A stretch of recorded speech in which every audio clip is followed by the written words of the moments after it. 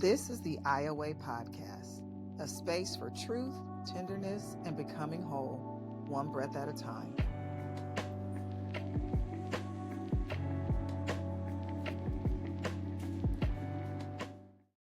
Welcome back to the IOA Podcast, where we are committed to healing loudly and living softly, one breath, one story, and one small act of courage at a time.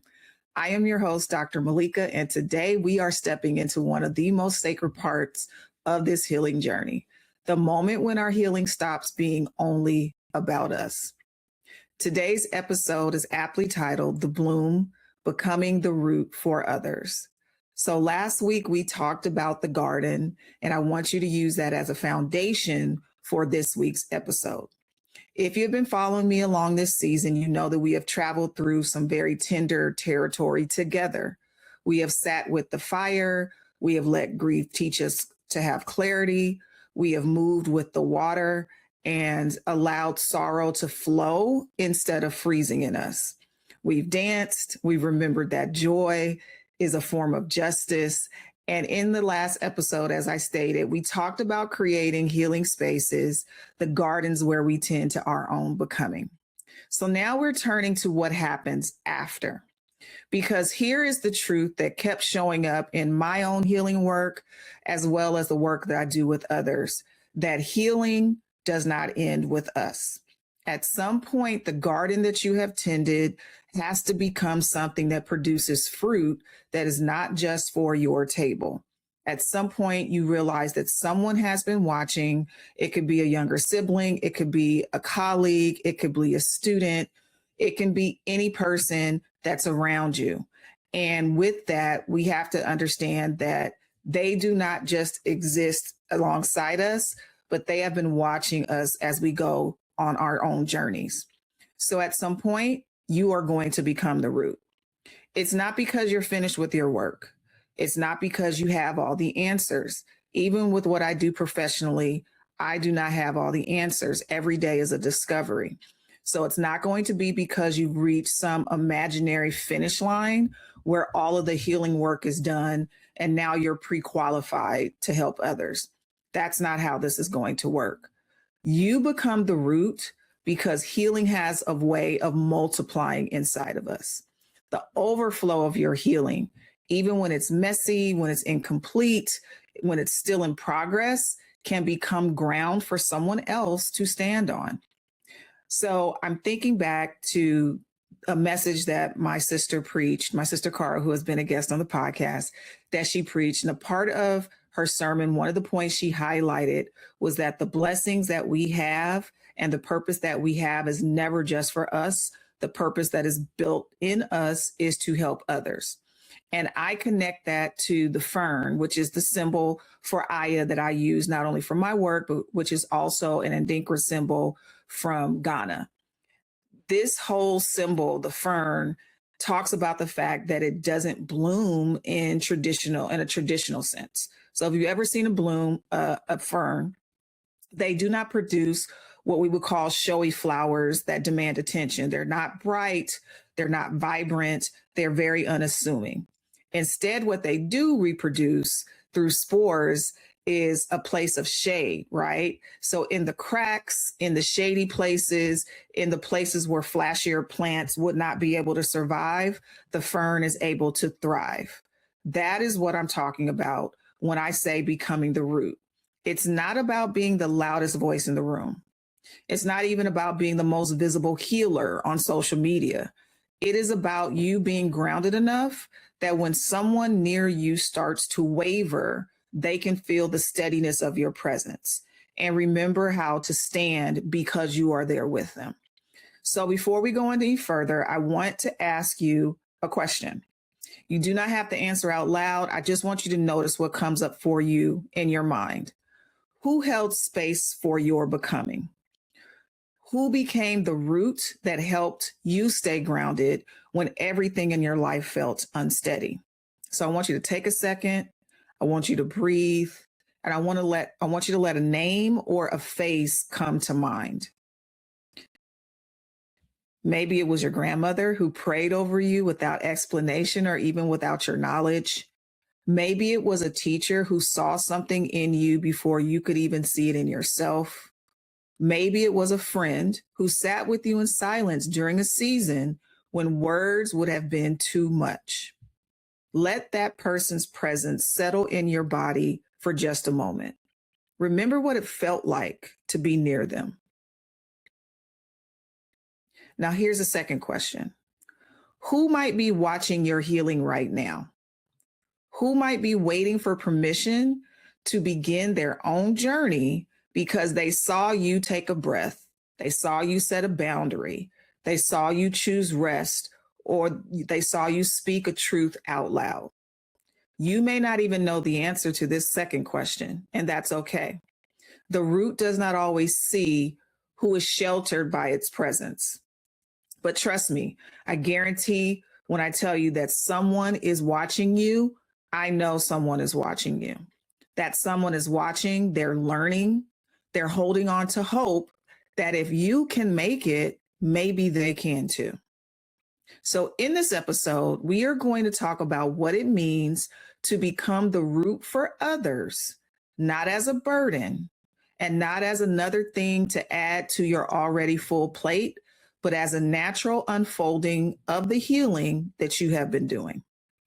We are also going to do an extended Iapause in this episode, which will be a grounding ritual to help you connect with both the roots beneath you and the roots you are becoming for someone else. So if you're ready, let's take a quick break and we will come back and we will get into talking about the bloom.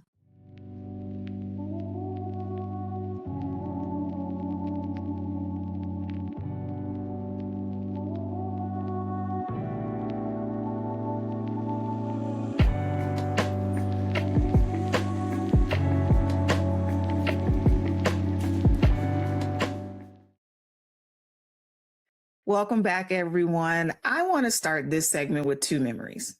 One is about a root that held me, and one is about realizing I had become a root for someone else. So the first memory is about a very important woman in my life. She was not famous. She didn't have credentials in the way the world typically measures expertise. She was not a therapist or a pastor or a public figure, but she was deeply and undeniably wise. This woman was my paternal grandmother, Zola Garrett. She was not always gentle, and those who knew her know what I mean. Most grandmothers, a lot of times we talk about them being this gentle force in our lives, and Zola May was none of that. She could be direct in a way that made you sit up straight and pay attention. If you came to her with foolishness, she would let you know that it was foolishness, but she never made you feel small. She had this way of connecting to you that felt like being held rather than being judged. And she also had a presence that was so forceful and so awesome that it still lingers years after her passing. When I was in her space and in her presence, I always felt seen. I never felt like she was evaluating me. I never felt like she had to fix me or I was just being tolerated. I felt as if she was witnessing me. And I guarantee if you were to talk to any other person, talk to my siblings, if you talk to any other person that had a relationship with her, they would tell you the same thing. She would ask me simply how I was doing, and she would actually wait for the answer that I was giving to her. It wasn't a pleasantry. It wasn't something that was just a politically correct thing to do. And she wanted the real answer.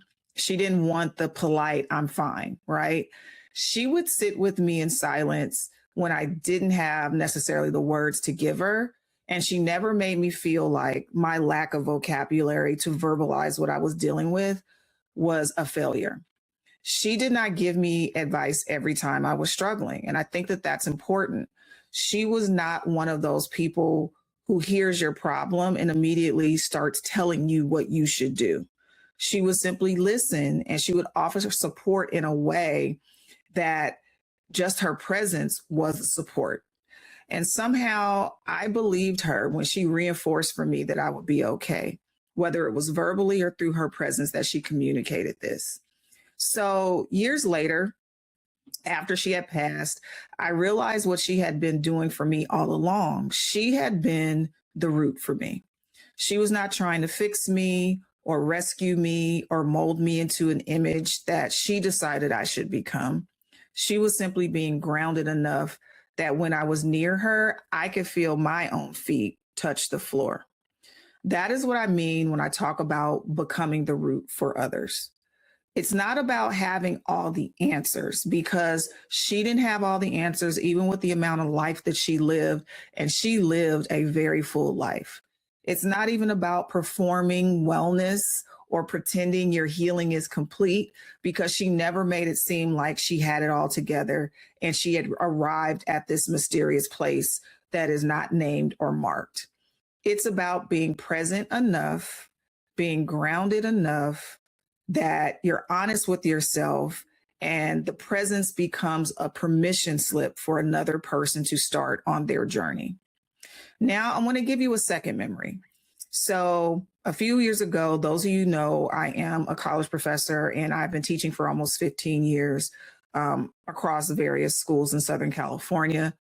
And I was having a very hard time. So this was during COVID. I was overworking myself. I was exhausted, just trying to meet the needs for the students and to make sure that they were okay. During this time, I started to question everything because my capacity to keep going was overloaded in a way that I just didn't have it in me. And I actually crashed. So I felt like I was not in the position to help anyone. I was barely getting through myself. But during that time, I had to set a boundary for the students. The boundary really, I always say this, that boundaries are for you, right? They're not for the other person. So I set a boundary with myself. I had to protect myself from myself. And with this, I established office time and availability time that students could get in touch with me, which was basically a typical 9 to 5 day. I was not available in the evenings. I was not available on the weekends to allow myself to have time to rest and replenish. During that time, I had to do something that was hard for me. I had to tell a student no when they were requesting something from me outside of the boundary that I had set. Later on at the end of the semester, oftentimes I get messages from students that connect with me in a deeper level than just being their professor. And she sent me a message and she wanted me to know that she had been watching what I did with them during that time. And she knew that it was overwhelming for everyone, teachers, faculty members, administrators, students. It was hard for everyone. But when she saw me say no in that moment, she realized that she had the permission to do that in her own life. I didn't even realize that I was inspiring her to do that. She said she didn't know that she was allowed to do that in her life, to set boundaries where she could say no. So that message still today sits with me. She wasn't talking about things that I was teaching academically in the class. She was referencing an interaction she had with me where she learned from an unconscious standpoint that a boundary needed to be set in her personal life. And she didn't even realize that she had the ability to do that for herself. She had been watching me. And that moment shifted something for me. I realized that legacy is not always something that we build on purpose. Sometimes legacy is what happens when we are just trying to survive with integrity. And that was where I was during that time. Sometimes the most powerful thing that you can do is let people see you making choices that honor your humanity and your truth. And that showing of that will allow them to draw their own conclusions and possibly do this in their own lives. That is what we call root work. It's not public, it's quiet. It's the kind that happens when you do not even know that you are teaching. I want you to sit with this for a second. We're going to take another quick break and we're going to come back and get into talking about the African concepts that support root work. We'll be back in just a second.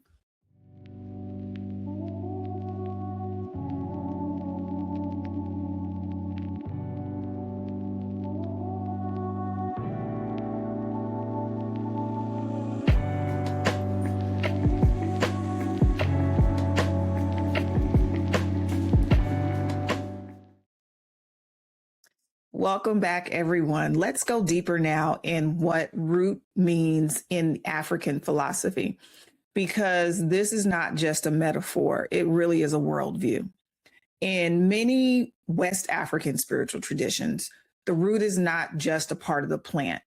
It is actually what they consider a sacred tether between what we can see and what we cannot. And I want you to sit with that visual. The flower, the bloom is what we see, but the root is what we cannot see. And it's this connection between those two. It holds the wisdom of the ancestors. It draws nourishment from memories, from the rituals and practices that we have, and from the soil of everything that came before. So, among Yoruba people, and their healing traditions that they have, they believe that the root carries a spiritual intelligence. So roots are really not just chosen randomly in practice and in rituals. They're selected through deep communications with the natural forces that they believe govern the aspects of life and nature. They also connect to what they believe governs love and things like rivers and healing, clarity, and wisdom. So when a root is chosen in a ceremonial way, it becomes what they believe as the connection between what is being restored and what is happening. So it's both what they believe to be medicine and metaphor. It's both earthly, it's also divine. And for them, they believe it's coated with a form of ancestral knowledge that's buried in the soil and in the memories that we carry. This same type of reverence is also shows up in other cultures in Central Africa as well. So you'll see traditional healers, often referred to as root workers or herbalists, preparing what they believe to be medicines with care that borders on in the culture as almost a sacred thing. They will boil things, they will grind things down, they will anoint, they will bury, they will bind. And their hands have both been considered to be both scientific and spiritual, and they're informed by generations of practice and prayer. Let's bring it to the United States. So for the Gullah Geechee people of the American South, specifically in South Carolina, they are descendants of enslaved Africans who preserved so much of their cultural memory. And the reason they were able to do that is by the practice of root work. So they kept that ancient dialogue with the earth alive that their ancestors had. So even in captivity, our people remember that our healing begins beneath the surface. You don't just treat the ache. You don't just treat the symptoms. You need to trace it to its origin. So you're going to have to dig, and you're going to have to honor what lies beneath that is discovered. So looking at root work, it's not about superstition. It's not about getting into the occult or anything of that nature. And I know it's challenging for those who are religious to understand what root work is, but if we're being honest, there's biblical foundation for this as well. What this practice of root work is about reclamation. It's about the whispers of the ancestors and those who came before us refusing to be forgotten.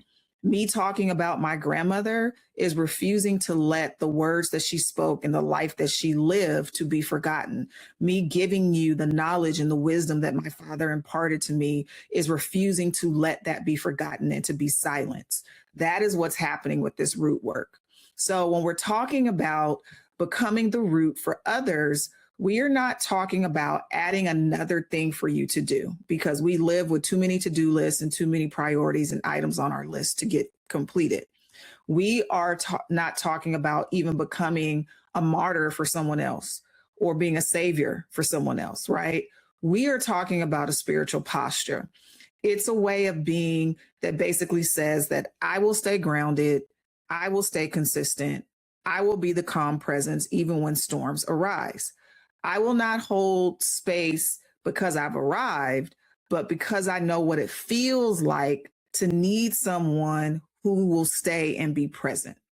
This particular posture does not require a title. It does not require a platform or a degree. You don't have to be on social media. You don't have to have necessarily academic knowledge. It just requires intention and you showing up. So every time you stay when it would be easier for you to run, you are embodying the root. Every time you hold space for truth to surface without rushing to fix something, you are also embodying the root. Every time you plant something meaningful for someone else to rise from, it could be a word of encouragement, it could be a boundary that you modeled, it could be a prayer whispered. You're doing the sacred work of rootedness. So I want you to sit with this. We're going to take another quick break and we're going to come back and we're going to dig a little bit deeper into the episode. Be back in just a second.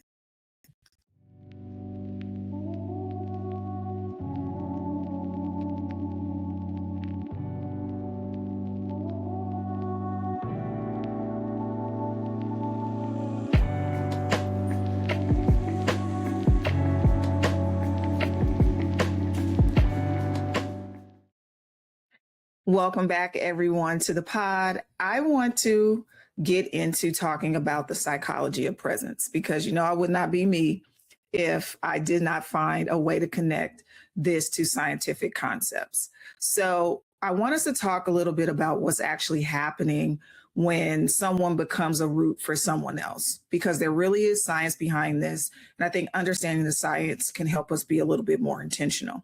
So from a psychological standpoint, we know that we are wired for co-regulation. So our nervous systems do not develop or heal in isolation. We learn safety by being near people who are safe. We learn how to calm ourselves by being held literally and figuratively by someone who is calm. This is not abstract.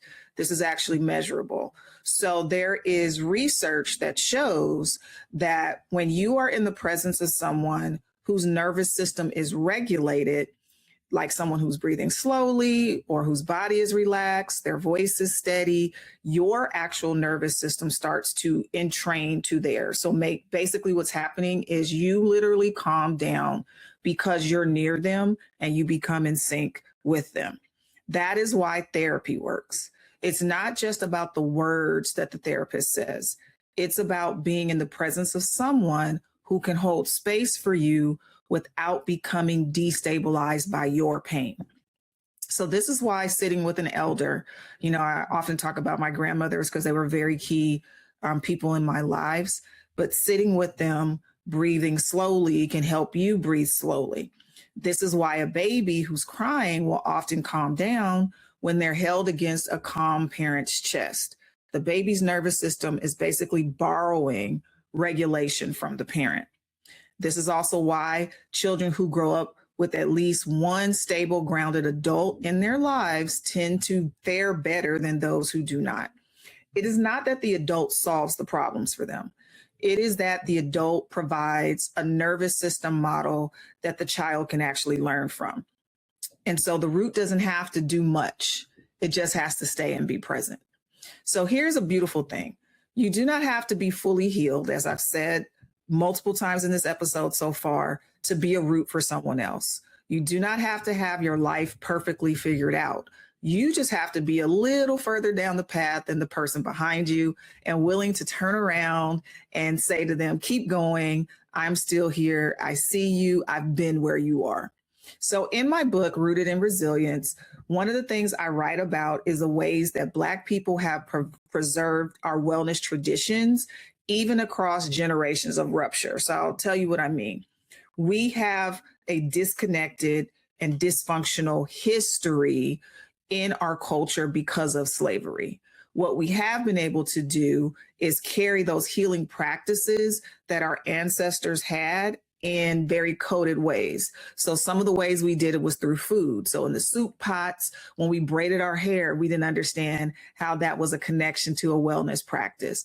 When we rubbed oil into our scalps, our grandmothers were basically being our therapists before therapy was a thing.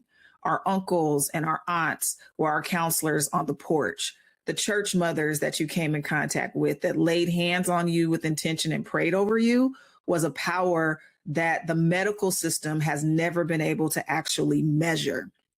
This is basically root work in action. And it's not the kind that requires a degree. Again, the kind that requires presence and, most importantly, consistency and willingness.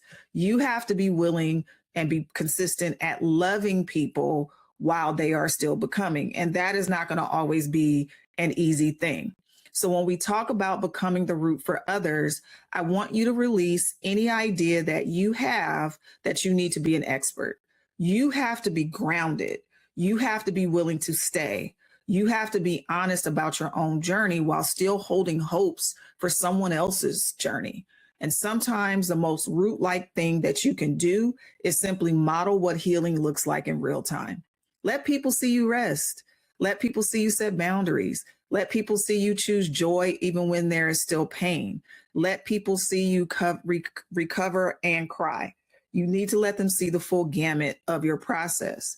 This is basically legacy in action. This is the root work being personified. We're going to take another break. And when we come back, we're going to go into our Aya pause for this episode. Be back in just a second.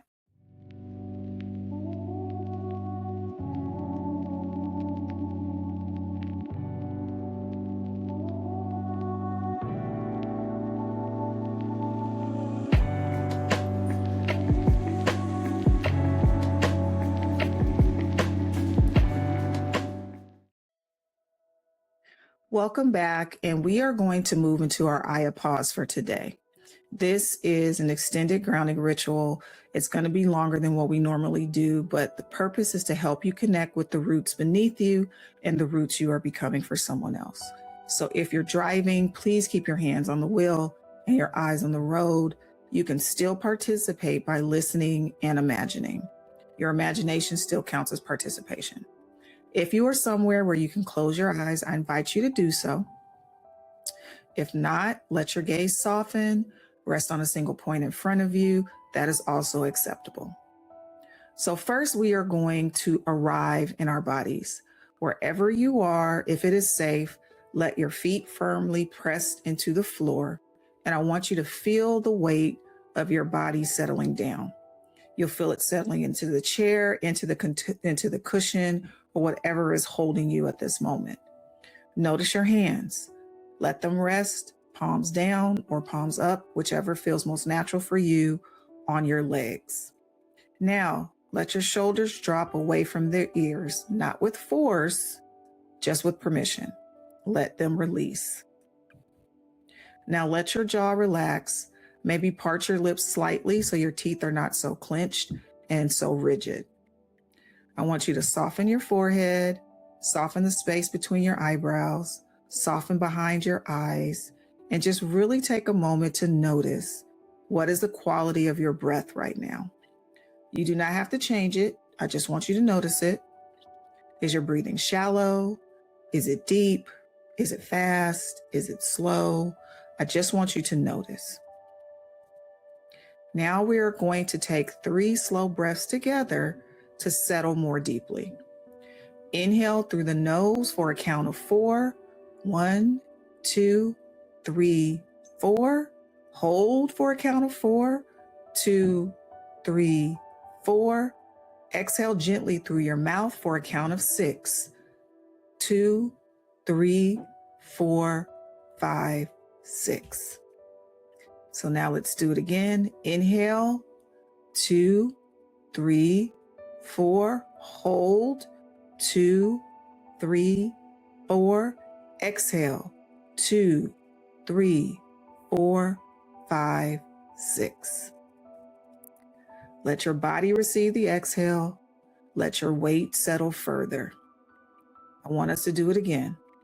Inhale, 2, 3, 4. Hold, 2, 3, 4. Exhale, 2, 3, 4, 5, 6. One more time. And this time, let the exhale carry out anything that you do not need to take hold to right now. Inhale, 2, 3, 4. Hold, 2, 3, 4. Exhale, 2, 3, 4, 5, 6. Let your breath return to its natural rhythm now. So now I want you to imagine something with me. Imagine that from the soles of your feet, roots begin to extend downward. They move through the floor, through the foundation of wherever you are, down into the earth. These roots are strong but flexible. They can reach around obstacles. They can find water even in dark places. They can push through rock and still stay soft. They are resilient and they are patient.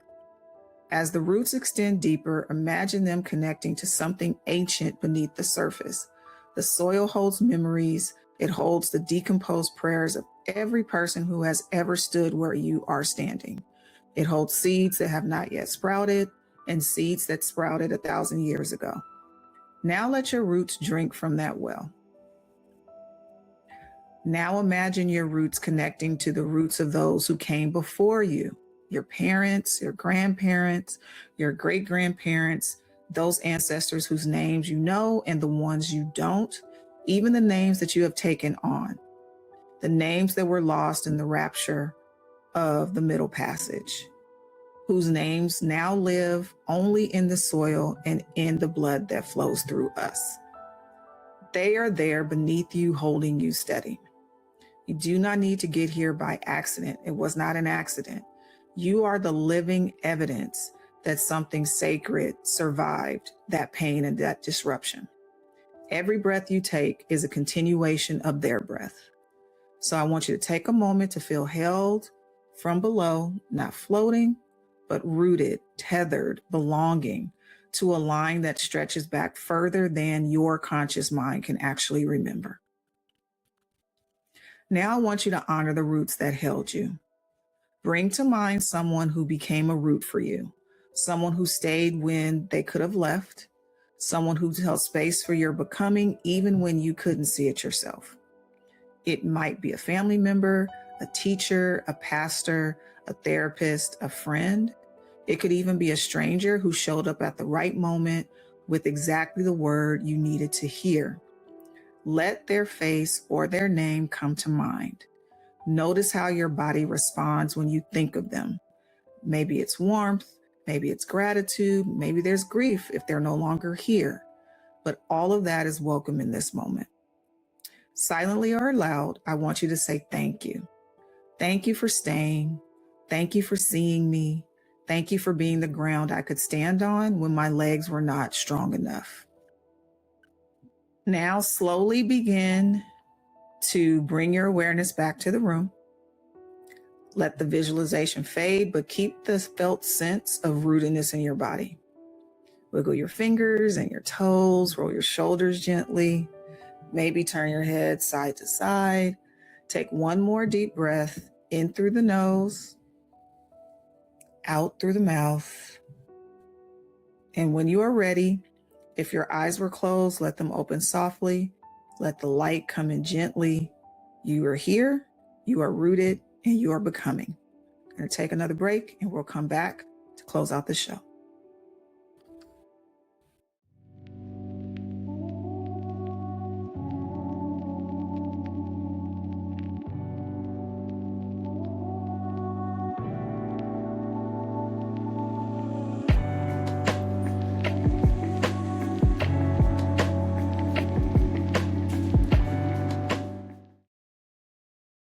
Welcome back to the episode. And I wanted to get into talking about practices for becoming the root.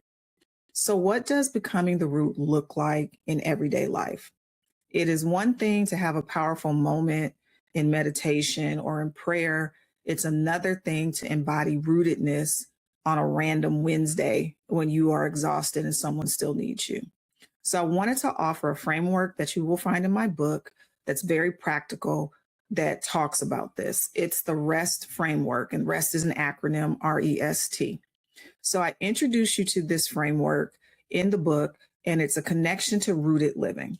So this is a way of thinking about how we can sustain ourselves so that we can sustain others. So the REST stands for reconnect, embody, speak, and tend. So for reconnect, which is the R, reconnect with your roots, your ancestors, your values, your authentic self.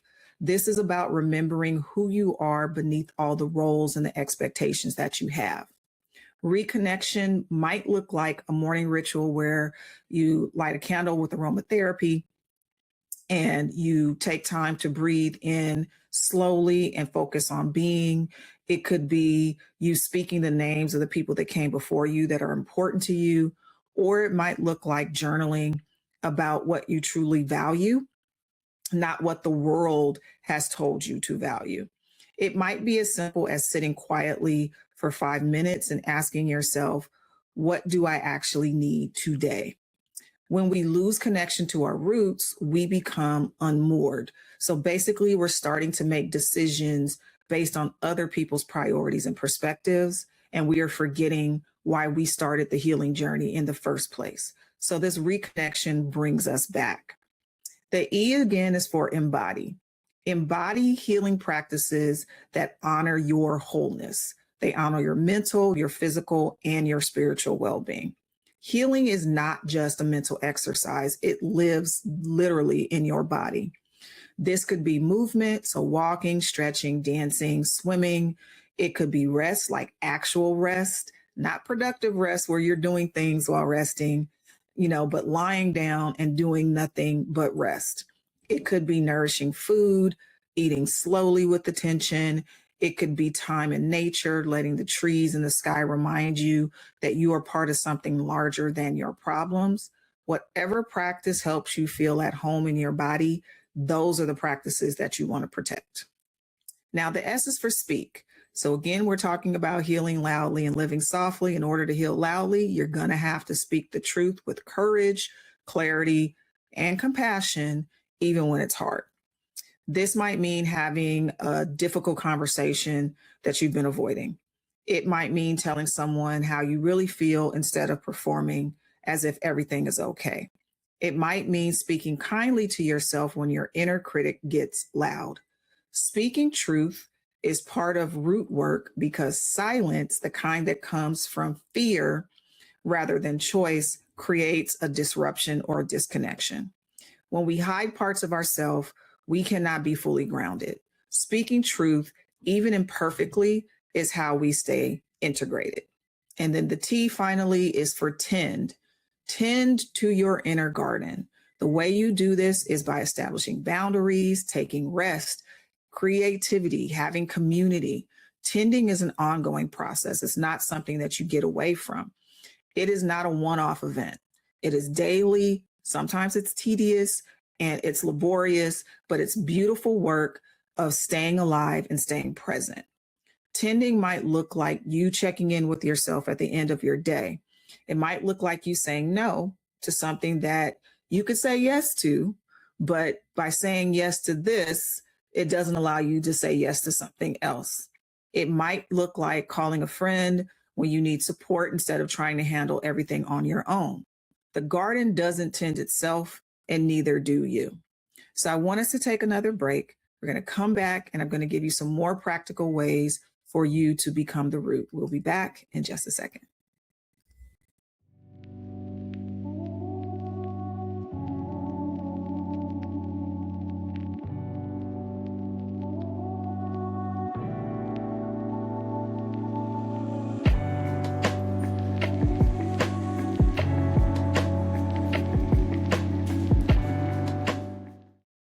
Welcome back. And I wanted to give you some very practical ways to become the roots for others without burning yourself out. I think that this is really important. So, the first one is basically what I like to call the ministry of showing up. One of the simplest, most powerful things that you can do is just show up for people. You don't have to come with advice. You don't need to come with solutions. You don't have to have a 5-step plan on how you're going to fix their life. Just come with your presence. When someone you care about is going through something hard, sometimes the best thing you can say is, I am here. I don't have the answers, but I am not going anywhere. That is basically root work. You don't have to fix their problems. You don't have to make them necessarily feel better. You just have to stay. Let them borrow your calm. We talked about the regulation, the co-regulation. Let them feel that they are not alone. The second tip is model what you want them to see. So if you want people around you to learn how to rest, then you have to let them see you do it and actually rest. And so I could talk about this because I talk about rest all the time, up and down, sideways. And I'm probably one of the worst people with resting. And I'm proud of myself because I ended last year on a vacation that was 2 weeks. We were in Miami for a little bit of time, and then we got on a cruise, and we were on the cruise for a week and came back and stayed a couple more days in Orlando with pretty much my entire family. All my siblings were there and some of their kids.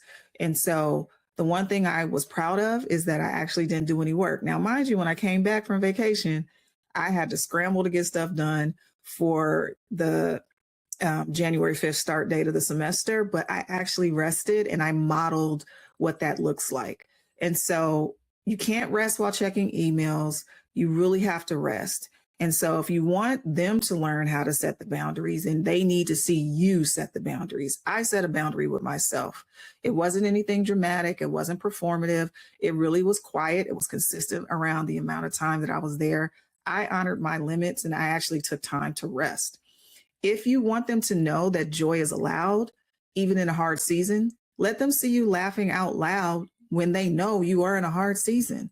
Let them catch you dancing or singing in the kitchen. You don't have to explain it. Doesn't have to be a sermon. Just live it where they can see it. Children especially learn more from what we do than from what we say. So frankly, so do most adults, if we're being honest. So that is definitely a very practical tool that you can tap into. Next is holding space without fixing. There is a difference between holding space and trying to fix someone. So holding space means being present. You don't need to make the other person feel better for your comfort. It means letting them be messy. So if they're crying, let them cry. Letting them not have to figure it out. Let them be angry without having to talk about why they're angry. This requires you to do your own work, because if you have not made peace with your own messiness, you will not be able to tolerate theirs. If uncomfortable emotions make you anxious, you will unconsciously rush them towards some type of resolution so that you can feel better. Holding space is a practice. It gets easier the more you do it. You become more grounded in it, the more you practice it, and you become this in your own healing. So this is a very important one. Here's another one. Know your limits.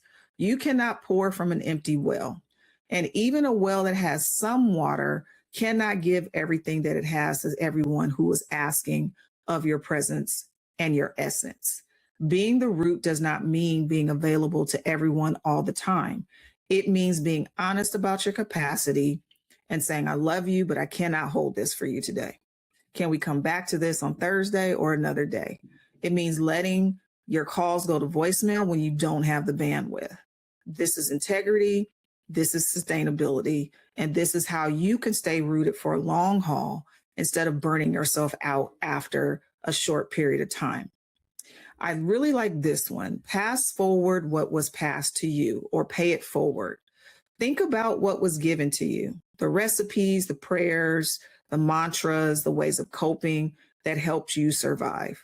Some of those things you will want to keep and pass forward. Some of the things you will want to basically compost, where you'll let go of them because they were survival tools and they're no longer serving you. And you need to know the difference between both of those things.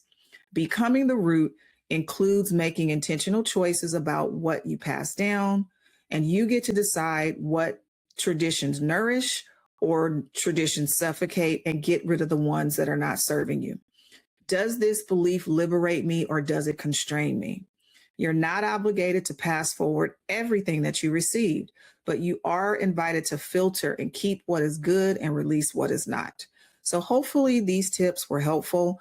I want you to store them away, find the ones that are most practical for you, and really put into action these things.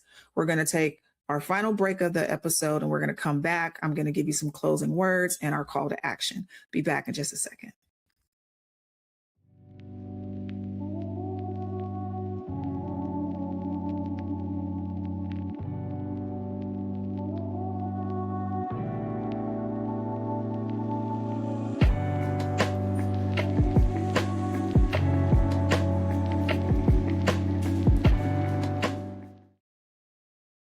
Before we close the show, I want to say something to you about legacy. So, we often think about legacy as something that happens after we die. The big things, the name things, the things that get written down in history books or carved on our tombstones and our epithet. But legacy is also happening right now in those small moments. Legacy is what you deposit in every interaction that you have, every boundary that you set, every choice to rest, every act of truth telling. Legacy is how people feel after they have been in your presence. Do they feel smaller or larger? Do they feel drained or nourished? Do they feel seen or invisible? Legacy is the safety you build in your relationships. It's the courage that you inspire just simply by living honestly. It's the mirror that you hold up so someone else can see themselves more clearly. You do not have to build on an empire to leave a mark. Your name may not be something that is a household name. Sometimes the most significant legacy is the healing that you pass on quietly, steadily, and with love. I think about the women in my family who never wrote books or gave speeches or had a platform, but the way they moved through the world shaped me. The way they prayed, the way they fed people, the way they told the truth, even when it was uncomfortable. That is their legacy living in me. And one day, the way you move through the world will live in someone else.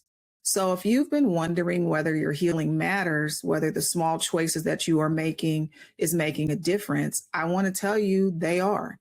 Even if you cannot see it yet, even if no one has said thank you yet, someone is watching, someone is learning from how you live, and someone is holding on to the hope that if you can make it, maybe they can too. You are the root. So as we close today, I want to invite you to do a few things. I would love to hear from you. Who became the root for you? And how are you becoming the root for someone else? You can leave me a voice message or share your story using our listener hotline through SpeakPipe.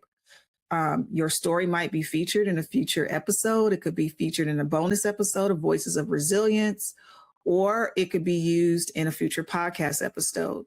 I love hearing your voices and your stories. They remind me why this work matters.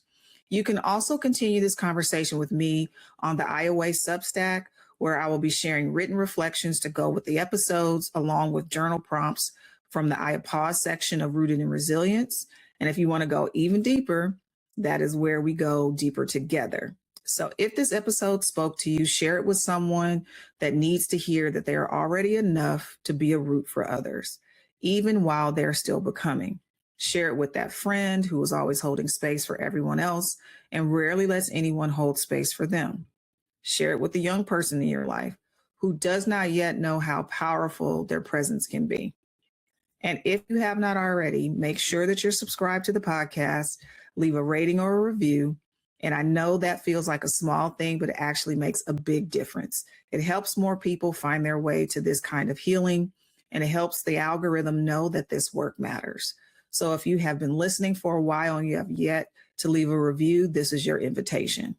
So as we move into the rest of your day or your night, I want to speak this blessing over you. Receive it however you need to receive it. May you know that you are not behind. May you know that you're not broken.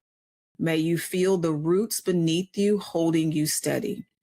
Your forefathers, the prayers, the love that brought you here. May you trust that the roots you are growing through your healing, through your rest, through your boundaries, through your showing up for yourself will hold someone else.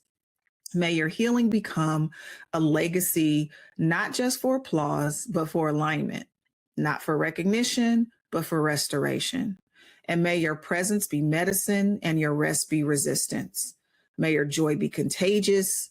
May your truth be a light in someone else's darkness. You are not the beginning or the ending. You are the bridge. You are the root rising and the bloom becoming. Steady beneath the soil, reaching toward the sun. You are not finished. You are becoming, and that's exactly where you are supposed to be. So keep growing, keep tending, keep staying steady. Know that you are not alone. And thank you for listening to the IOA podcast, where we are healing loudly and living softly together. Until next time, keep breathing, keep rooting, and keep blooming, because someone is watching and your healing just might save their life.